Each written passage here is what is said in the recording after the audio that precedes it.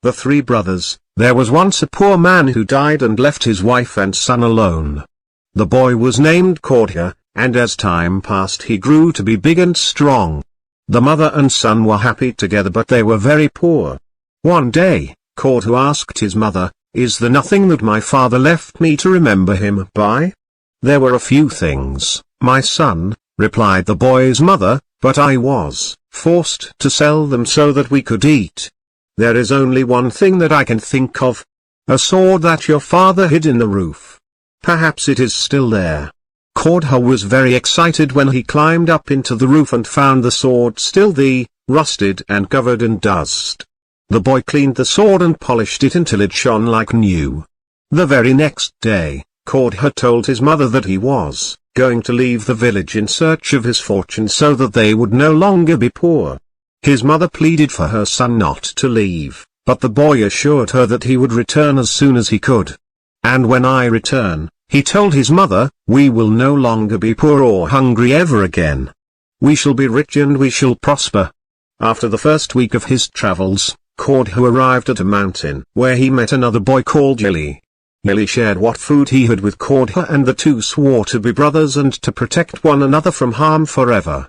"Our fortunes are now intertwined," said Cordha as he raised his sword to the skies. The next day, the two boys set off together in search of fortune and adventure.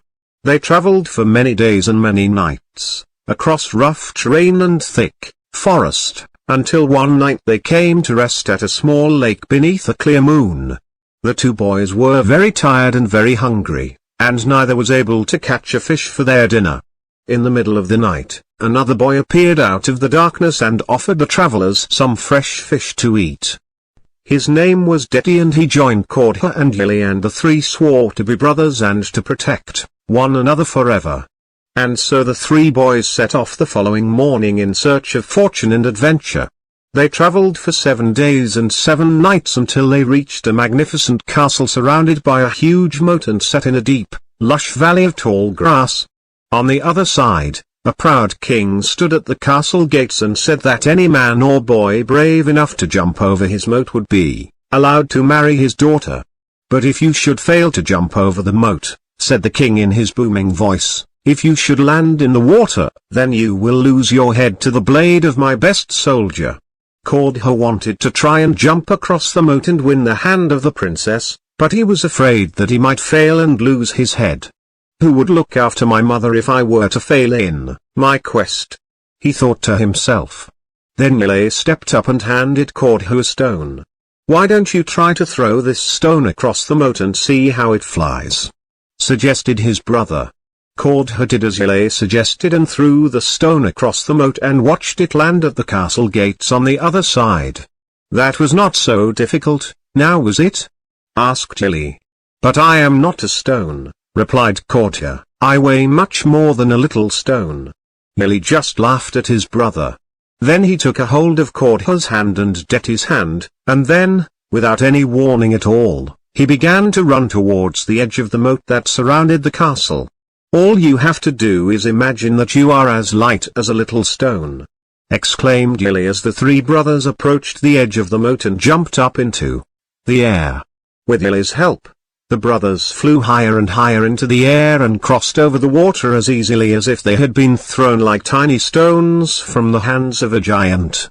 When they landed on the other side, the king looked very surprised and impressed. Many brave men had attempted to jump over the moat, and many brave men had lost their heads. "Which one of you daring young men will be the one to marry my daughter?" asked the king.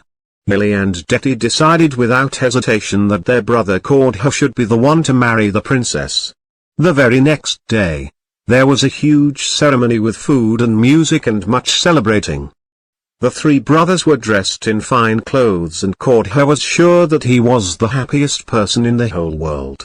The princess was kind and beautiful, and gracious, and she talked with Yili and Deti and held Cordha's hand all day and never left his side. After the wedding, the three brothers sat together and tried to decide what they might do next. Cordha was sure that it was time to return home to his mother, and so he asked his brothers if they would join him and make a life for themselves in his village. "We swore an oath to be brothers and protect one another forever," said Yili. "Brothers stay together," said Deti with a smile. And so the princess and the three brothers decided to travel to Kordha's village the following morning. The king was very sorry to see his daughter leave the palace, but he knew that she would be happy with her new husband, and he gave the young couple a huge chest full of gold to help them start their new life together. The three brothers and the beautiful princess set off on their journey just as the sun was rising over the crest of the valley.